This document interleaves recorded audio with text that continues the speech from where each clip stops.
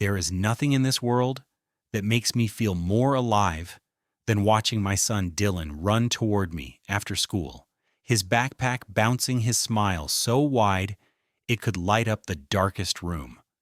That boy is my reason for everything. Being a single dad since he was 3 years old taught me what unconditional love truly means. I thought I knew who I could trust with him. I thought family meant safety.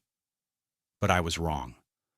One decision to let my brother watch Dylan for a weekend changed everything I believed about the people I grew up with.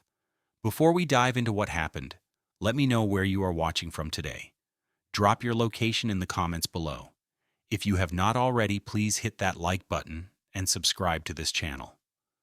Because what my brother did next, and how my parents reacted when they found out, still keeps me awake some nights. Stay with me through this one.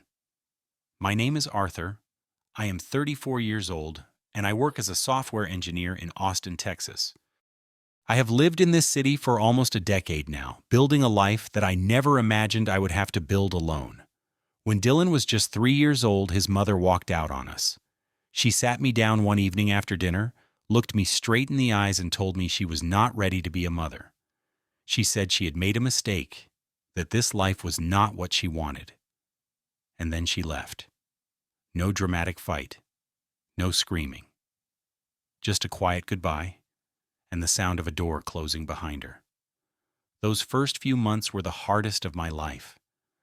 I would wake up in the middle of the night to Dylan crying, and I would stumble into his room half asleep, not knowing if I was doing anything right. I learned how to change diapers at 2 in the morning.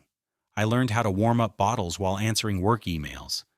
I learned that sleep was a luxury I could no longer afford, but I also learned something else. I learned that I would do absolutely anything for that little boy. He became my entire world. Fast forward 5 years, and Dylan is now 8 years old.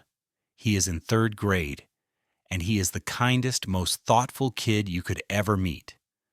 Every night we have our routine. I cook dinner while he does his homework at the kitchen table. Sometimes he reads out loud to me, practicing the words he learned that day. After dinner, we watch cartoons together before bedtime. It is simple, it is quiet, and it is everything to me. Now let me tell you about my brother Marcus. He is 5 years younger than me, which makes him 29. Growing up, Marcus was always the favorite. I do not say that with bitterness anymore, just as a fact. He was the baby of the family, and my parents treated him like he could do no wrong. If I got a B on a test, my father would ask why it was not an A. If Marcus got a C, my parents would celebrate that he passed it all. That was just how it was. Marcus always had this need to show off. Even as a kid, he would brag about his toys, his grades, his friends. As an adult, nothing changed. He got a job in car sales about 2 years ago, and honestly, he was pretty good at it. The commission started rolling in, and the first thing he did was buy himself a brand new Tesla Model S. Red. Sleek. Expensive. He posted pictures of that car on social media every single day. Look at me in my Tesla. Look at me charging my Tesla. Look at me driving my Tesla. It was exhausting, but that was just Marcus. Despite his flaws, Marcus always seemed to genuinely care about Dylan. He would come over on weekends, sometimes bringing toys and video games. He would take Dylan out for ice cream and let him stay up late playing on his phone. Dylan adored his uncle Marcus. He thought Marcus was the coolest person in the world, especially after he got that Tesla. Dylan would talk about that car nonstop. Uncle Marcus has a car that drives itself, Dad. Can you believe it? I would smile and nod, grateful that at least my son had some family who seemed to care about him. That brings me to the weekend that changed everything. It was a Friday afternoon in late September. I had a major project deadline coming up at work, and my boss made it clear that I needed to put in extra hours over the weekend.